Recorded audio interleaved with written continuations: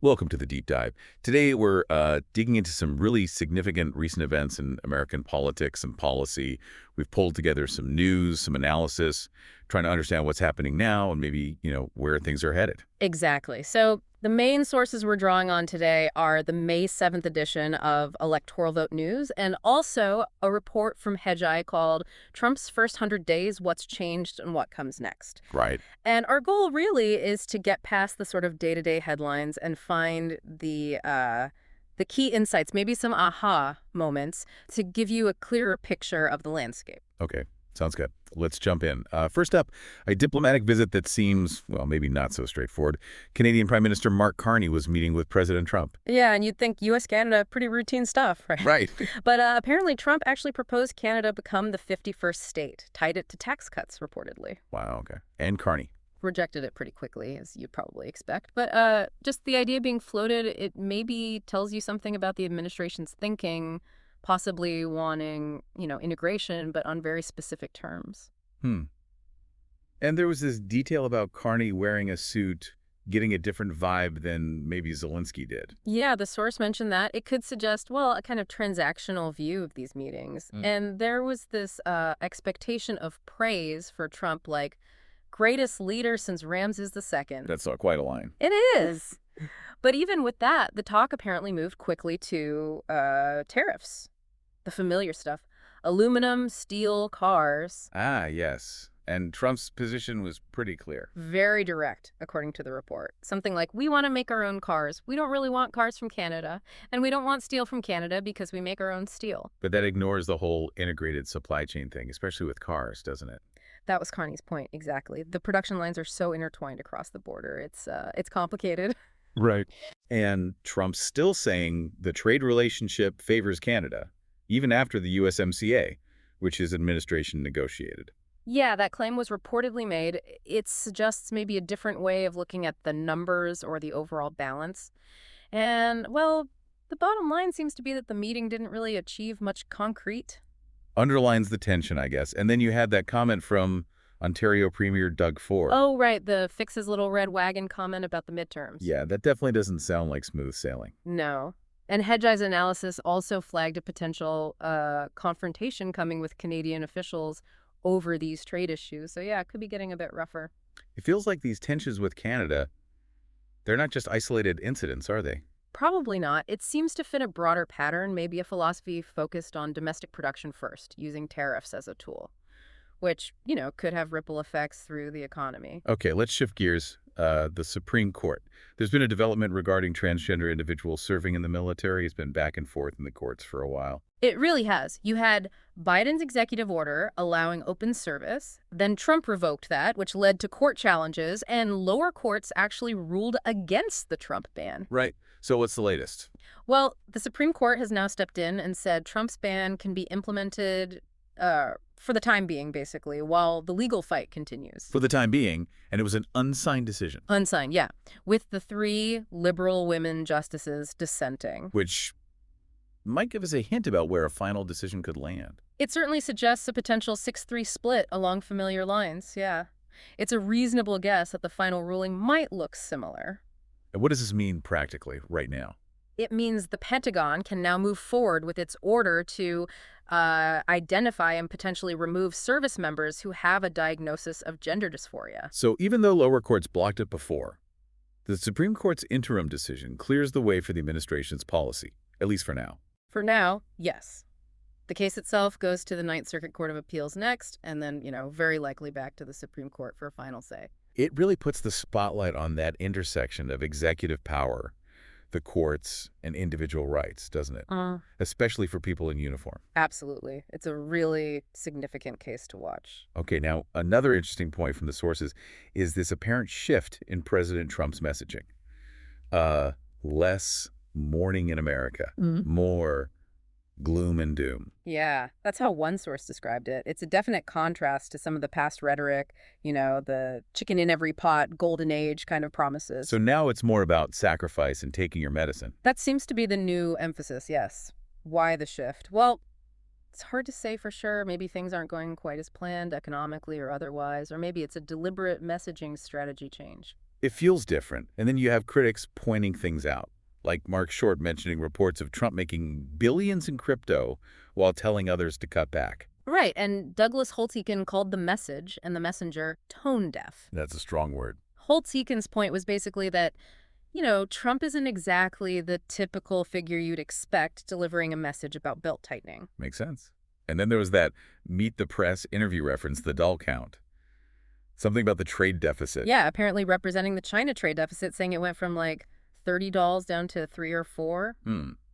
It's hard to imagine how that lands with people who are genuinely struggling, can't put food on the table, as the source noted. Right. And then comparing the U.S. to a department store where he, as the owner, sets the prices. That's an interesting analogy. It is, because if he's setting the prices, how does he then blame, say, Biden for the economy? It feels a bit contradictory. It does raise questions about consistency in the messaging, yeah. And then you have cabinet members like Lutnick and Besant reportedly suggesting a recession might be worth it, or that the American dream isn't just about cheap goods. Which is quite a statement, especially if it's happening alongside, potential tax cuts for wealthier people. It definitely creates a potential perception gap, a disconnect for a lot of folks. Okay, let's move on to Medicaid. There's talk of significant cuts in the Republican budget proposal, but maybe not direct cuts, using gimmicks. Well, the congressional budget resolution reportedly aims for about $880 billion in Medicaid cuts over 10 years. That's a big number. Huge. And direct cuts are often, well, very unpopular politically. So the thinking, according to the analysis, might be to use these structural changes labeled gimmicks in the source to reduce federal spending without it looking like an immediate direct hit that voters would react badly to. So what's the main gimmick being considered? The leading idea seems to be a per capita cap, so limiting federal spending per enrollee in Medicaid. Okay, how would that actually work? How is it different now? Right now, the federal government generally shares Medicaid costs with states based on a formula, kind of open-ended. A per capita cap would put a fixed limit on the federal dollars per person. So if costs go up more than the cap allows, the state has to pick up the difference. Exactly. It shifts more financial risk onto the states. And that gives states a really strong incentive to cut their own costs. How would they do that? They might tighten eligibility rules, reduce the services covered, maybe cut payments to doctors and hospitals, things like that. Which could mean very different Medicaid programs from state to state. Potentially, yeah. Especially between red states and blue states. The article even raises this sort of grim possibility of people with chronic illnesses potentially having to move from states that cut benefits to states that maintain them. Wow.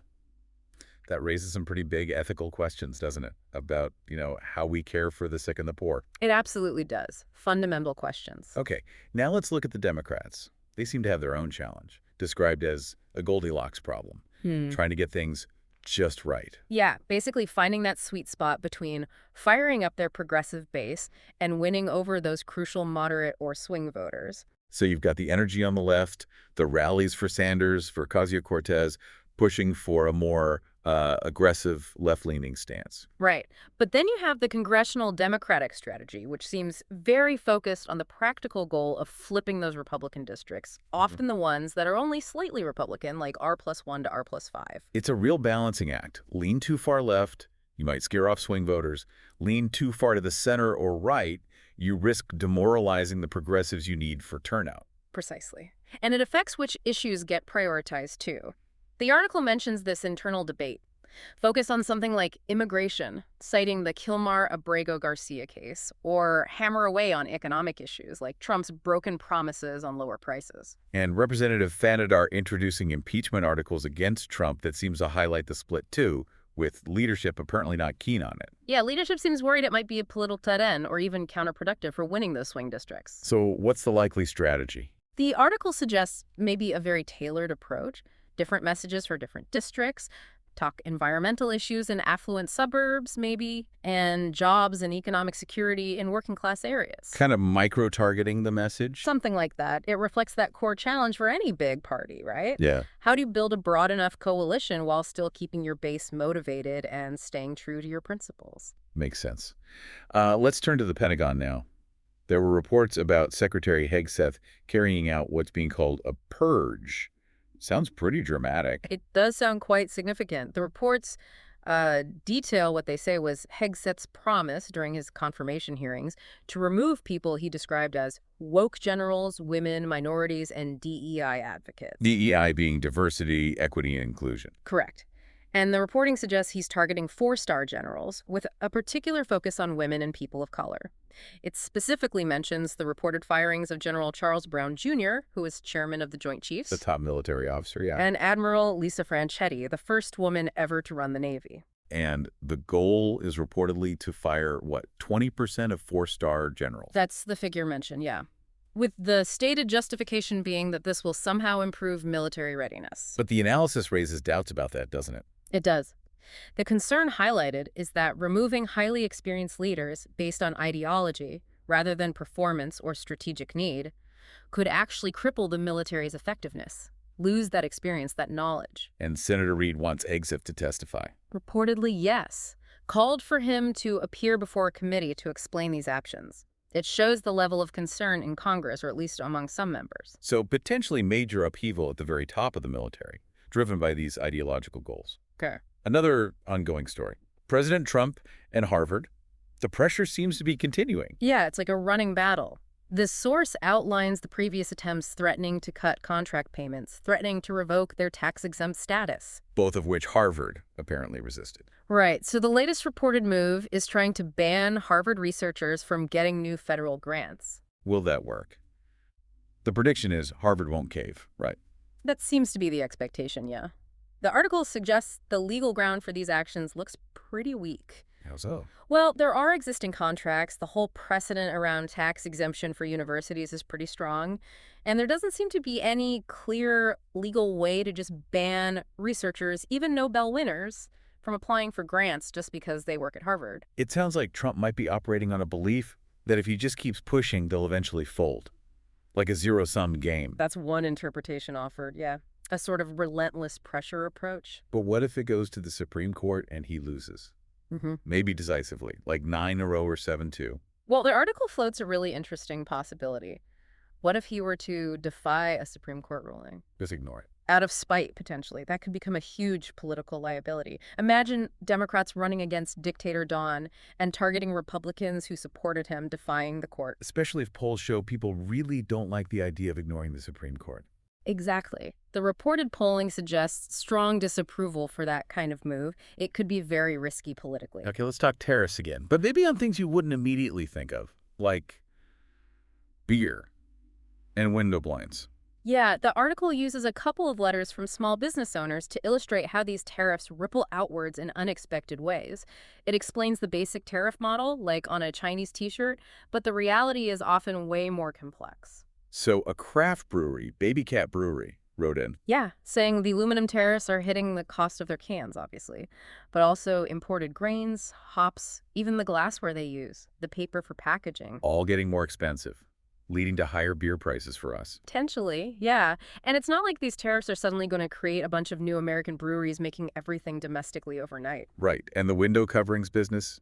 Similar story. Very similar. A custom window coverings business in Virginia relies on imported fabrics, trims, hardware, much of which involves aluminum and steel components now subject to tariffs. So their costs go up too. Right.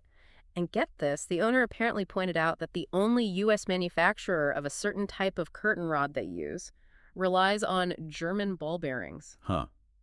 So even the Made in USA option isn't fully immune. It shows how tangled these supply chains are.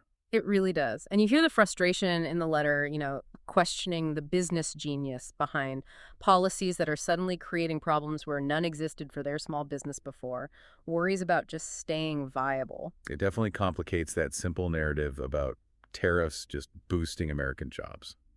Okay, looking ahead to the midterms, what are the chances for Democrats flipping the Senate? The House seems more likely, maybe. Yeah, history suggests the president's party usually loses seats in the midterms, so a House flip is often considered plausible, maybe even likely, depending on the environment. Yeah. But the Senate map is much tougher for Democrats this cycle. For how? Well, they have some seats they need to defend. The article mentions Georgia as maybe a godsend open seat, plus open seats in Michigan, Minnesota, New Hampshire. They really need to hold all of those. Okay, so hold those 4, but that's just defense. They need to gain seats too, right? Exactly. They need to flip, I think, 4 Republican-held seats to get control. And the problem is, none of the seats seen as potentially flippable are open races this time, except for McConnell's in Kentucky, which is seen as a very long shot for Democrats. So which states are considered the most likely potential flips, even if tough? The article points to maybe North Carolina, Maine, Ohio, Montana, and it names some strong potential Democratic candidates for those races. But the catch is, None of them have actually announced they're running yet, at least according to the source. So it's all potential right now. And even those races would likely be very competitive, very close. unless... Well, the article does add the caveat that if there's a really deep recession, that could change the landscape significantly, maybe put more states in play. But barring that, it looks like an uphill climb for Senate control. Okay, finally, let's touch on something a bit different. The age of Congress. There's an argument being made that it's becoming, well, maybe too old. Yeah, this comes from an op-ed by Mitch Daniels, the former Indiana governor. He apparently quoted Lamar Alexander's description of the Senate as America's finest assisted living facility. Ouch, that's blunt. It is, but Daniels uses it to make a point. He compliments Senator Durbin for retiring at 80, which sounds old, but is actually relatively young for today's Senate. And he mentions others, like Feinstein, McConnell, or even a House member living in assisted living, who maybe stayed past their peak effectiveness. So the question is, how do these long-serving members want to be remembered?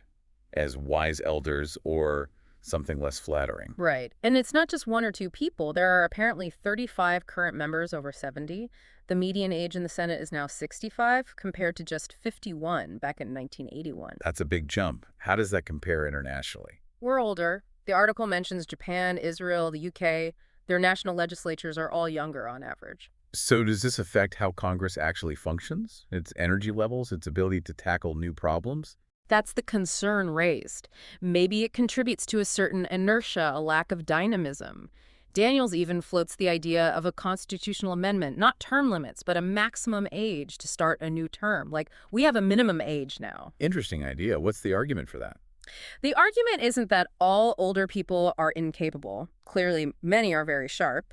It's more that maybe, systemically, having so many people serve for so long potentially blocks opportunities for younger, equally capable people with fresh perspectives. Like clogged arteries, as the analogy in the source goes, preventing new ideas from flowing in. That's the imagery used, yeah. It's a thought-provoking point about institutional renewal. Okay, so we've covered a lot. Let's bring in that hedge eye analysis now. Looking back at Trump's first 100 days, they described it as pretty unprecedented. Yeah, unprecedented activity levels, really trying to implement the Project 2025 blueprint, pushing through significant changes very quickly. Lots of executive orders.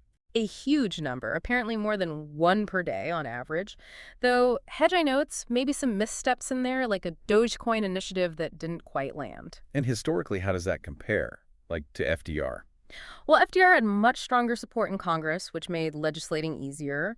Trump's relying more on executive actions, and the courts have already stepped in to nullify or pause quite a few of them. Why the rush, according to Hedgeye? Couple of reasons suggested. 1, get your loyal people in place quickly. 2, maybe get the bad news or the disruptive stuff out early in the term. And a big focus was immigration. Huge focus on immigration control, yeah. Trying to really energize the MAGA base, maybe demoralize Democrats, and generally shake up the Washington establishment. The analysis suggests a strategy of like restructuring the economy and budget in ways that will hurt many people, maybe as a distraction. That interpretation is in there, yeah. Along with criticism of how federal workers have been treated, it's definitely fueled intense partisanship. Democratic approval of Trump is reportedly extremely low. And looking ahead, Hedgeye sees potential for more conflict, maybe trying to bypass the filibuster or even confronting the courts more directly. Those possibilities are raised, yeah, given the level of executive action and the pushback. How does the public see Trump, according to the polls cited?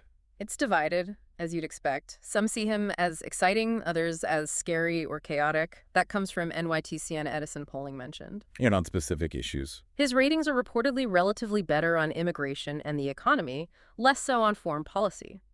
Interestingly, maybe positive ratings on higher education, perhaps linked to the Harvard pressure we discussed. And a potential foreign policy shift away from Russia, more towards China. That's suggested as a possible pivot, yeah. What about voting intentions for 2026, the midterms? The polling Hedgeye sites shows maybe a slight Republican lean, but it's early days, of course. On the budget front, Hedgeye seems skeptical about big spending cuts. Yeah, skeptical that significant cuts can happen without tackling the big entitlement programs, which is always politically difficult. They think renewing the 2017 tax cuts is more likely, sort of maintaining the status quo there. Which could mean bigger deficits. Potentially, yeah. There's some debate mentioned about the budget baseline and whether extending those cuts actually counts as increasing the deficit, but the practical effect could be more borrowing. It raises questions about whether those fiscal hardliners in the Republican Party still have much influence. And a need to move away from relying on foreign savings to fund U.S. debt. That point is made, yeah. A need for a structural shift. Plus, all the ongoing global conflicts, Gaza, Ukraine, Iran. Right, those continue to be major factors. And an upcoming visit to Saudi Arabia is mentioned. Hedgeye also touched on cultural shifts. Yeah, things like gender identity debates and maybe a rise in people identifying as Christian, all part of the complex backdrop. And the overall picture is one of intense polarization, making it hard to actually pass laws. Very much so. A lack of bipartisanship, gridlock, and some big deadlines looming, like the Iran nuclear deal situation and eventually the debt ceiling again. So putting it all together from these sources, it's quite a picture. Assertive policies meeting resistance, deep partisan divides, economic uncertainty, demographic shifts. Absolutely. All these threads seem interconnected. You see the administration pushing hard on multiple fronts: trade, immigration, domestic policy, the military, but facing legal, political, and sometimes practical hurdles. And underlying it all is this intense polarization that shapes almost every debate. Okay, so we've unpacked quite a bit from electoral vote news and the Hedgeye report. A lot of moving parts, a lot of tension points. Definitely. From the complexities of U.S.-Canada trade to Supreme Court decisions, shifts in political messaging, potential Medicaid changes, the internal dynamics of both parties, Pentagon shakeups, the ongoing Harvard saga, tariff impacts, and even the age of Congress. It's a lot. It really is. So as we wrap up this deep dive, thinking about all these different pressures and contradictions we discussed today, here's a final thought for you, the listener. Considering everything we've explored, what single factor do you think will be the most decisive in shaping America's political and economic reality over the next year or so? Something to mull over. Thanks for joining us on The Deep Dive.